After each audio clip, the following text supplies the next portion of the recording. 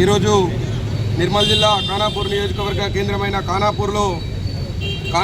నిర్మల్ జిల్లా ఖానాపూర్కు శాంక్షన్ అయినటువంటి young India integrated residential school మరి ఇట్టి స్కూల్ని ఖానాపూర్లో నిర్మించకుండా ఊట్నూరుకు తరలించడాన్ని నిరసిస్తూ 3 నెలల నుండి ఉద్యమం చేస్తున్నాము.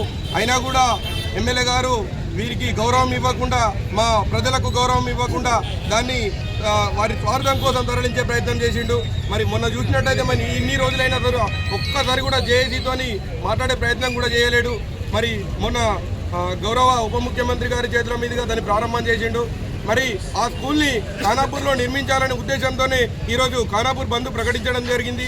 దశల వారీగా ఉద్యమాలు చేస్తాం, మా స్కూల్ని మేము సాధించుకుంటామని చెప్పి జేఏసీ పట్టుదలతో రోజుల నుంచి ఇంతకుముందు గతంలో సీఎం వచ్చినప్పుడు కూడా మాకు అనుమతి ఇచ్చినట్టే ఇచ్చి మరి వారి యొక్క స్పెషల్ పార్టీకి సమాచారం ఇచ్చి మమ్మల్ని అక్కడే అరెస్టు చేయించడం జరిగింది.